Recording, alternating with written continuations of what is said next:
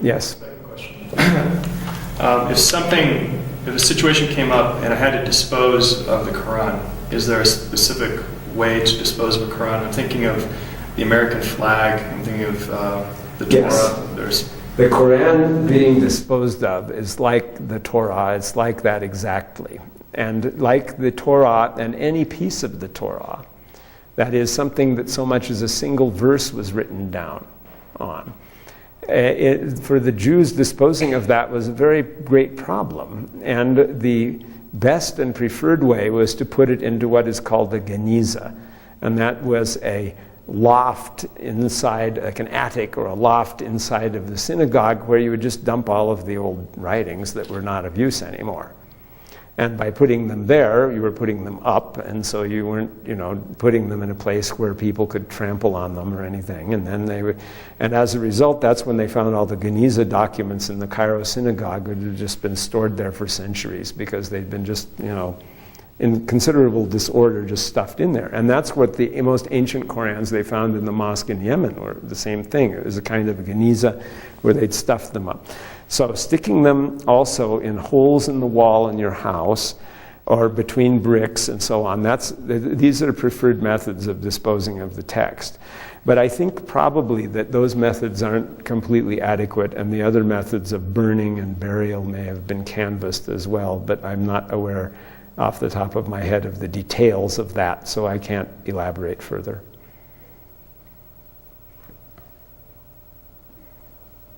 Okay, anything else? Yes? I'll give you a tough one. And I'll have to borrow Tim's, no offense preamble on this. Things that are explicitly stated in the Quran, there would be no hope of ever coming upon a different interpretation. For example, the stance of homosexuality being wrong. Am I correct on that? Well, I'm sure most Muslims would agree with that is, with what you're saying on that point. But then if you look at the generality of Christian believers, you will find little give on that either, usually. And especially, furthermore, in non-European circles. Did you see what happened in the World Anglican community, where the Anglican Church in England and the Episcopalian Church in America are very avant-garde in that particular subject, but the World Anglican community that consists of non-Western people, basically, have a majority in it, they completely rejected that, and very basically evangelical on that point, if you like. And yet, we have to say here, some things stated so unambiguously that they're not open to interpretation. Well, that is really a complicated problem, the question of interpretation. Now, we have right now raging in Islam a party, minoritarian to be sure, somewhat unleashed by Saudi Arabia, which professes to say that every text is clear, just as it is, and no interpretation should be used. This is the no-interpretationist party. In fact, if you'll bear with me, I'll show you a very interesting Quranic verse. This is the exegetical verse. It's Surah 3, verse 7 on page 127. He it is who has sent down to thee the book. In it are verses basic or fundamental. Well, Yusuf Ali has translated one Arabic word with two in English. I might say, in it are verses solidly established. And you even added a third thing of established meaning. They are the foundations of the book. Literally, they are the mother of the book in the Arabic. Others are not of well-established meaning. Well, that's a cop-out, where he says there's no negative there. There's another Arabic word which is usually interpreted as ambiguous. Others are ambiguous. But those in whose hearts is perversity follow the part thereof that is ambiguous, seeking discord and searching for its hidden meanings, but no one knows its true meanings except Allah. And those who are firmly grounded in knowledge say, We believe in the book. The whole of it is from our Lord, and none will grasp the message except men of understanding. Interestingly, if you change the punctuation, you can read this, for its hidden meanings, but no one knows, but no one knows its true meanings except Allah and those who are firmly grounded in knowledge, period. They say, we believe in the book, the whole of it is from our Lord, and none will grasp the message except men of understanding. Because the Arabic verb for say is only one word that incorporates the pronoun in it. So you could have that as well. In other words, that even creates in this interpretation verse an interpretational problem.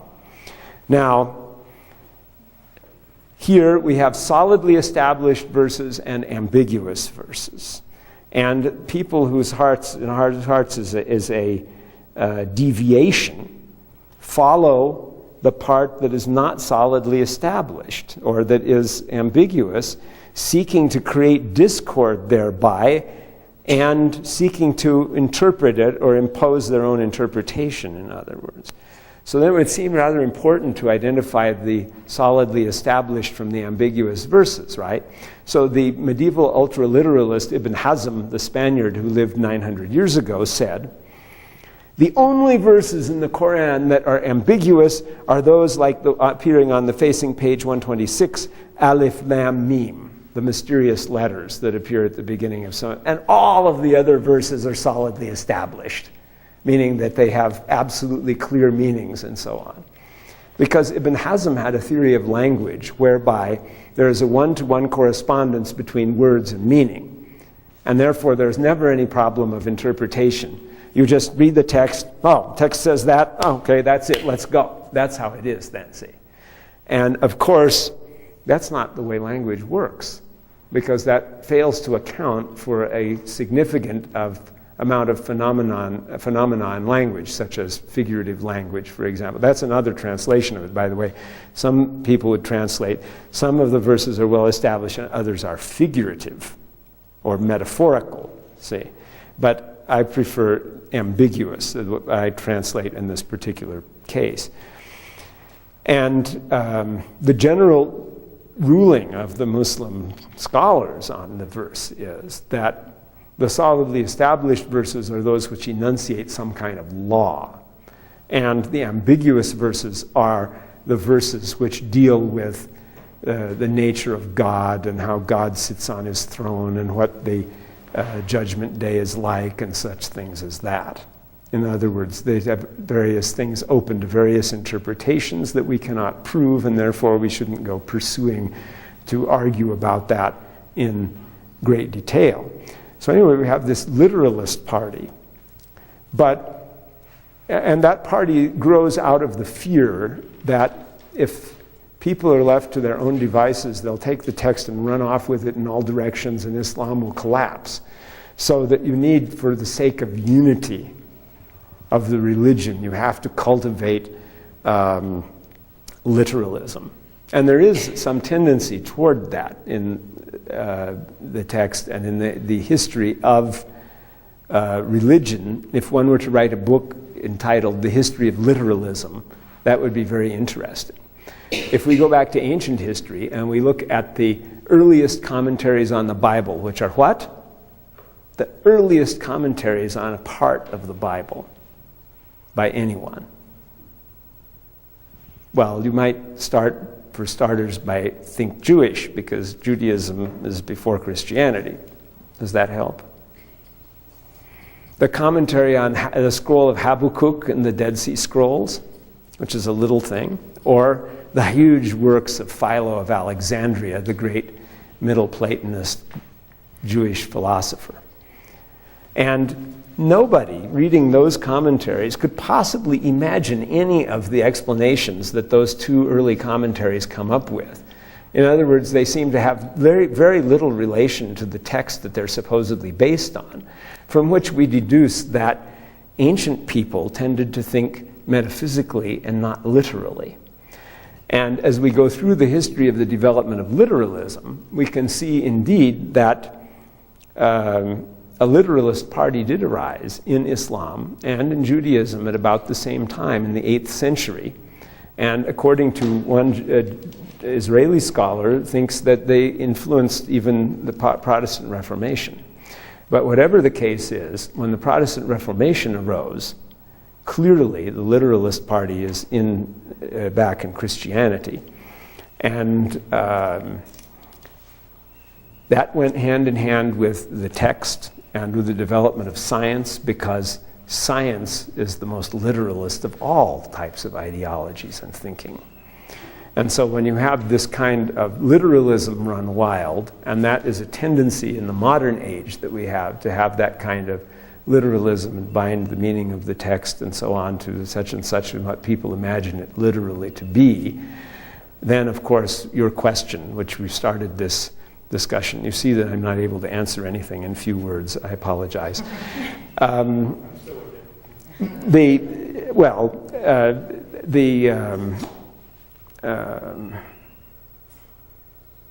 The idea that the text is just something that you can interpret literally, that can't be right. It can't ultimately hold water. It remains something, a subject that is open. And the variety of interpretation certainly remains. What if you take, for example, verses like, kill them wherever you find them? Now, does that sound lovely and nice? And yet you think, well, the historical context of that was the wars between the early Muslims and the enemies. And, it was war, so, it was ideological conflict, furthermore. Enthusiastic ideological conflict, from which you'd expect that type of consequence to ensue. And yet, you can find later on, some people will take that and interpret it as meaning, kill the sensuous and worldly desires in the self. It's a kind of introspective, sophistic type of interpretation. Now, that may not be deemed valid by the majority of the scholars of the religion, but the fact that it exists at all shows that that is there.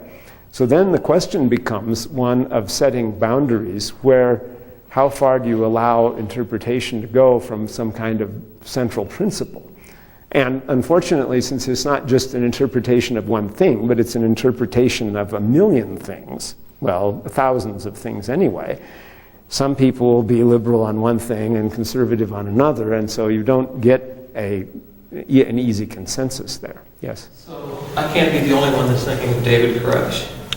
Yes. I mean, isn't that what you're talking about, this kind of thing? That's the fear, and that's the tension between interpretation and literalism.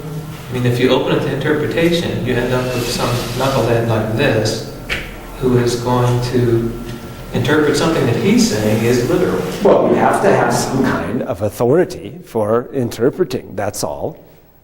And even if a person asserted individual authority, like I am the authority and that's it, well, okay, that's a principle. I mean, maybe no one else will accept it, but it's something. Now, what does the Catholic Church do? The Catholic Church's main point is that it has a pope. That overrides everything else, basically. Or anyway, the church has a structure which is governed by a pope at the top, and that is the solution to the authority crisis. And it didn't satisfy everyone, so you also have Protestantism, etc. But nevertheless, this question is obviously awfully important. I mean, the Pope having authority, that solves the interpretational problem somewhat. I mean, clearly that's a solution. Now, in the case of Islam, that's not what we have. We don't have a Pope. We have had, in the past history of Islam, a mutually recognizing corporation of scholars who grew out of the Islamic educational system completely dominated by religious scholars. That is, all education came through the religion, as was once true in Christendom also. All education through the religions, you had to become a religious scholar before you were anything else if you studied at all, right? You had to be a disciple. And you had to learn the lingo. And that is something that still prevails. Say in academia, by the time someone has learned the language of psychology or sociology or some field, if they then have qualms about the validity of that field after they've studied it in detail, but they have the skill of being able to state, rattle off the discourse in the language of that field, the interest of most people will be not to rebel against the field, and that is kind of how you have a certain social formation of a unity of purpose in something like that. That's how the rabbinical or the Islamic scholarly model of authority works at all. But in modern times, it has come under some attack because of modern mass literacy, mass education, the desire of everyone to interpret things for themselves, and the desire of everyone to especially, pontificate as they will about religion themselves. This is part of what's been going on in the United States, where we find there are today more Protestant denominations than ever existed previously in the history of the world, and that has arisen out of that. And in the Muslim world, maybe the press will tell you Islam is monolithic, but if you look underneath, no religion can be that big and not have so much variety, just as much, in fact, as Protestantism does, even if it's not elaborated in denominations. All right, thank you all.